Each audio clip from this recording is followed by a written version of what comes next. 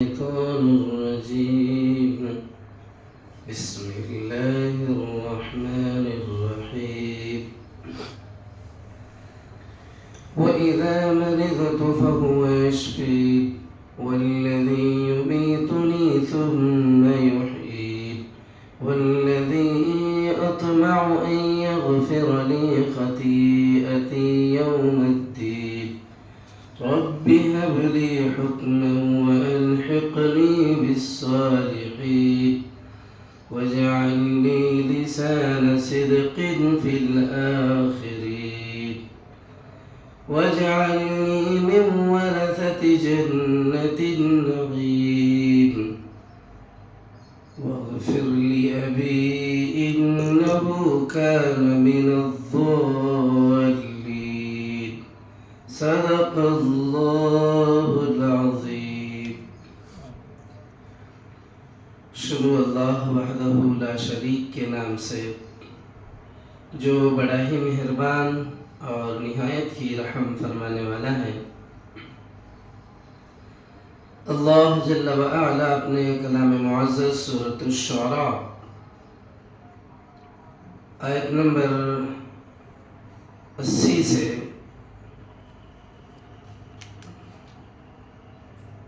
80/6 تک ابھی میں نے آپ کے سامنے سورۃ الشعراء کی آیتیں تلاوت کی اور آپ نے سماعت فرمایا.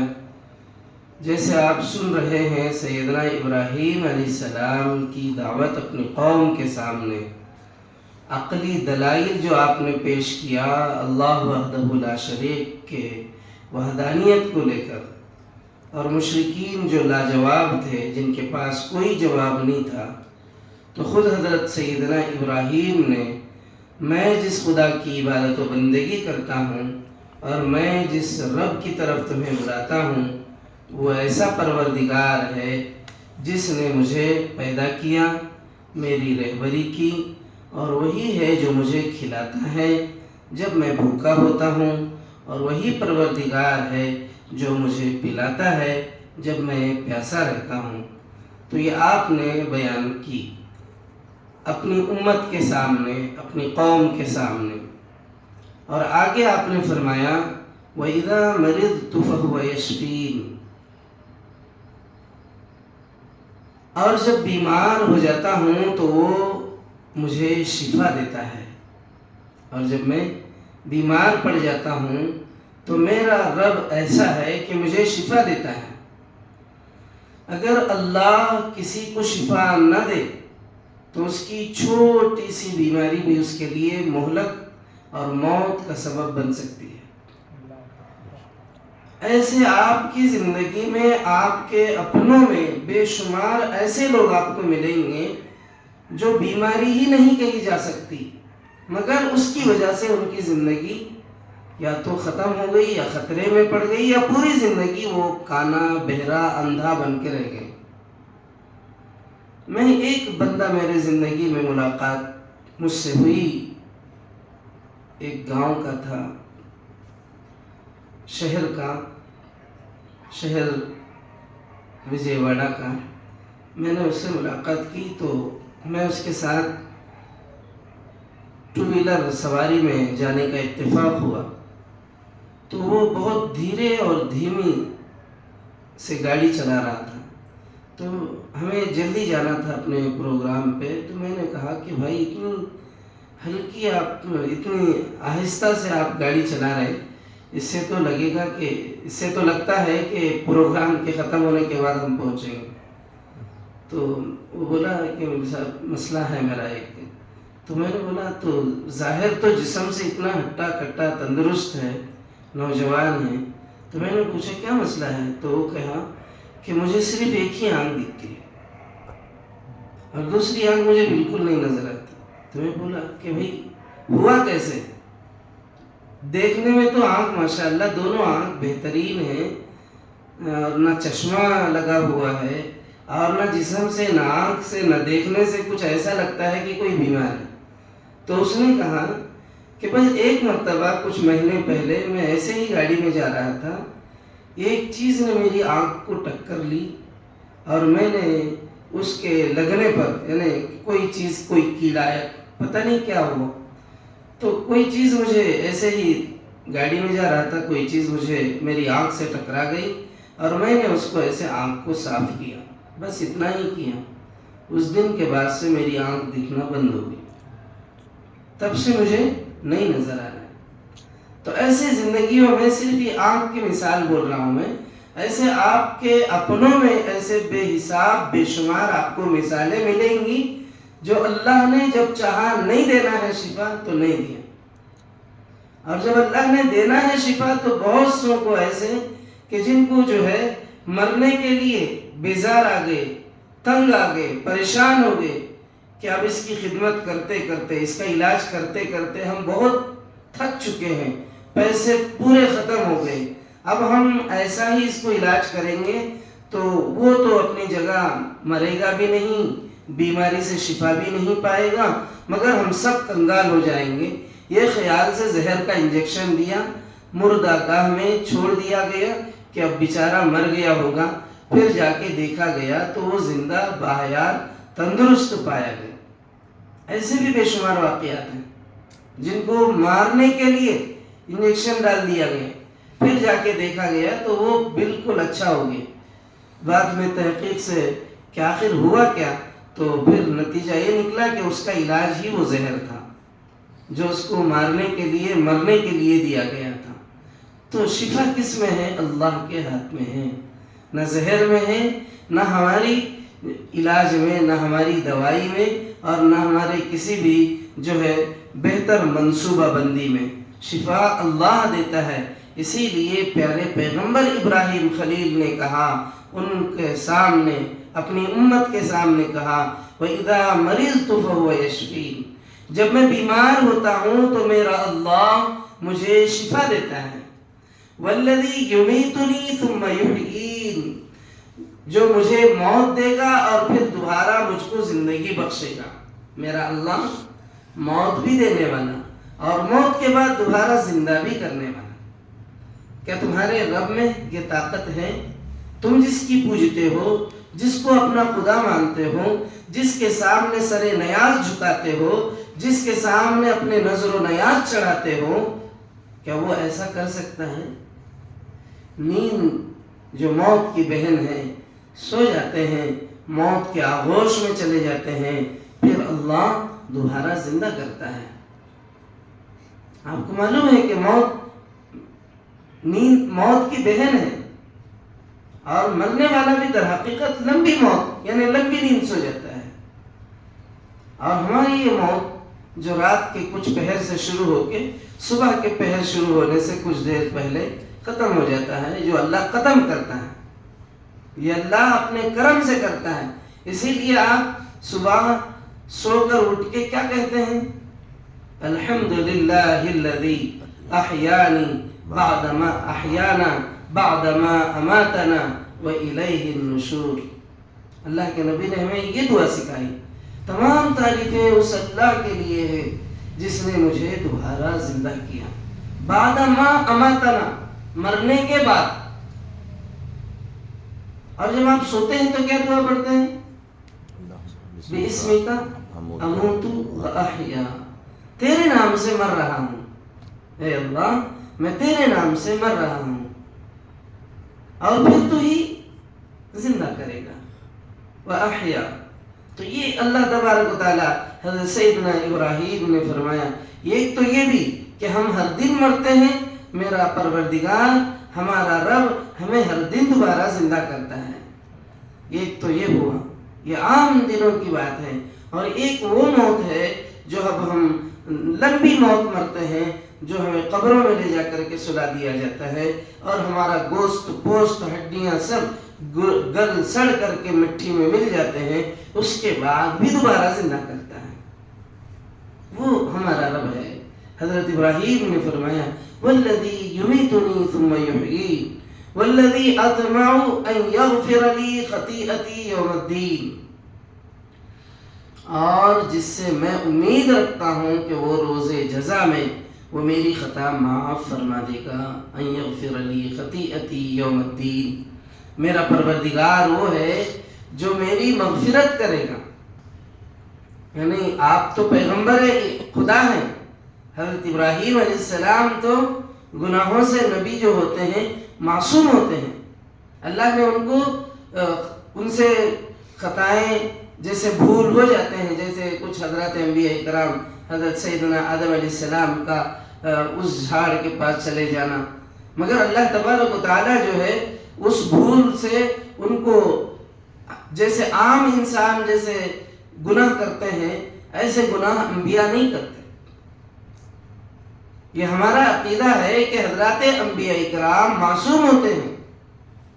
اس کے باوجود بھی حضرت سیدنا ابراہیم کا یہ کہنا اصل میں اپنی امت کو آگاہ کرنا ہے کہ میں گنہگار ہوں، مجھے بخشے گا. اللہ حضرات انبیاء کرام کو بھی درگزر فرمائے گا. جیسے بہت سے ایسی صحیح احادیث ہمیں ملتی ہیں، حضرات انبیاء کرام بھی روز قیامت ڈریں گے اللہ کے دربار میں جا کر اس سے جو ہے اس کا سامنا کرنے سے. ایسے بہت سے احادیث بھی ہمیں ملتے ہیں. وہ ان کی شرافت ہے حضرات انبیاء کرام کا جو ہے اللہ کے ساتھ محبت اور عقیدت جو اللہ نے ان کے ساتھ ان کو رکھی ہے اس وجہ سے، ورنہ وہ ہماری طرح عام لوگوں کی طرح گنہگار نہیں ہیں. حضرات انبیاء کرام عام لوگوں کی طرح گنہگار یا کبیرہ گناہوں کے ارتکاب کرنے والے نہیں ہیں، بلکہ وہ معصوم ہوتے ہیں. حضرات انبیاء معصوم ہیں، مگر یہاں حضرت ابراہیم کے کہنے کا اصل میں اپنی امت کو کہ دیکھو میں جس خدا کی طرف تمہیں بلا رہا ہوں نا وہ میرا ایسا خدا ہے کہ تم سے غلطی میں یا بے حسی میں یا انجانے میں یا عمدن تم نے کوئی گناہ کر دیا، پھر تمہیں احساس ہوا اپنی غلطی اور گناہ کا، تم نے توبہ کر لی تو وہ بخش دے گا. یہ میرا رب ہے، یہ میرا پروردگار ہے جس کی عبادت و بندگی کی طرف میں تم کو بلا رہا ہوں. اور اس کے بعد رب هب لی حکما والحقنی بالصالحین. پھر آپ نے کیا کہا دیکھیے، اور اس کے بعد ابراہیم نے دعا کی. حضرت ابراہیم نے دعا فرمائی اپنی قوم کے، اپنی امت کے سامنے.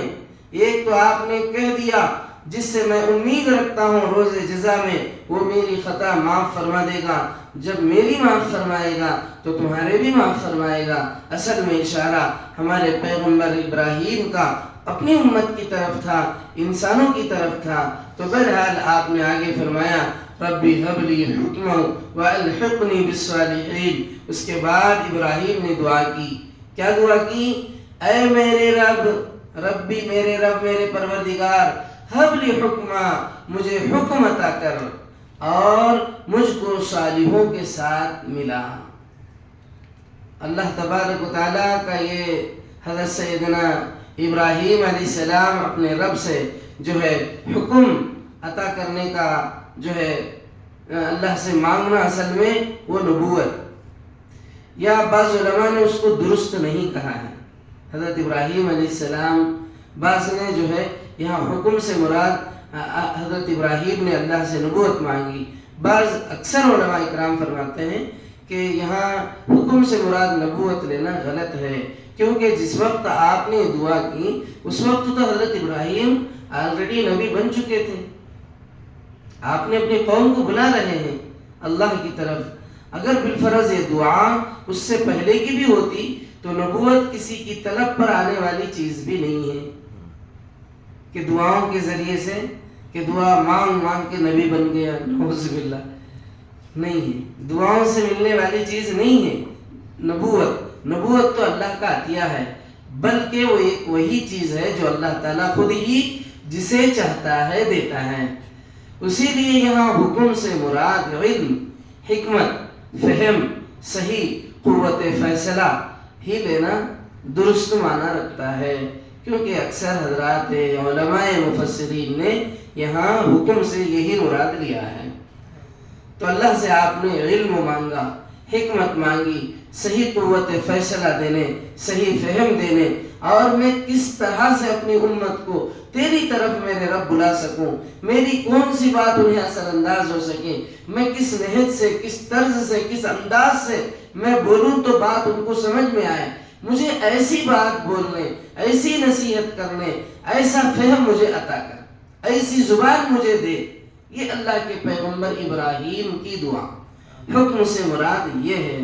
حضرت ابراہیم کی دعا قریب قریب اسی معنی میں ہے جس میں نبی صلی اللہ علیہ وسلم سے بھی دعا منقول ہے، جیسے آپ کی دعا ہے ارنا الاشیاء کما ہی، یعنی ہم کو اس قابل بنا کہ ہم ہر چیز کو اسی نظر سے دیکھیں۔ یہ نبی صلی اللہ علیہ وسلم کی صحیح دعا ہے جو احادیث میں ملتی ہے۔ تو آپ علیہ السلام کے اس دعا کا مطلب بھی وہی ہے جو حضرت ایسا ہی مراد ہے جیسے حضرت ابراہیم علیہ السلام کی دعا، ارنا الاشیاء کما ہی، یعنی ہم کو اس قابل بنا پروردگار کہ ہم ہر چیز کو اسی نظر سے دیکھیں جیسا کہ وہ فی الواقع ہے، اور ہر معاملے میں وہی رائے قائم کریں جیسا کہ اس کی حقیقت کے لحاظ سے قائم کی جانی چاہیے۔ یہ اللہ کے نبی کی دعا، یہاں پر حضرت مفسر نے اس دعا کو نقل کی ہے۔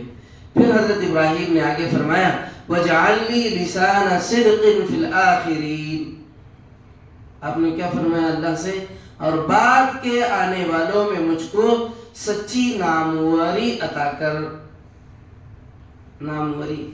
ناموری سے مراد اے اللہ مجھے میرے بعد آنے والوں کے لیے بھی میرے احکام جو میں نے کیے ہیں، میری سنت، میرا طرز زندگی، میرا طریقہ کار جو آپ نے مجھے عطا کیا ہے، یہ میرے بعد والوں پہ بھی رکھیے۔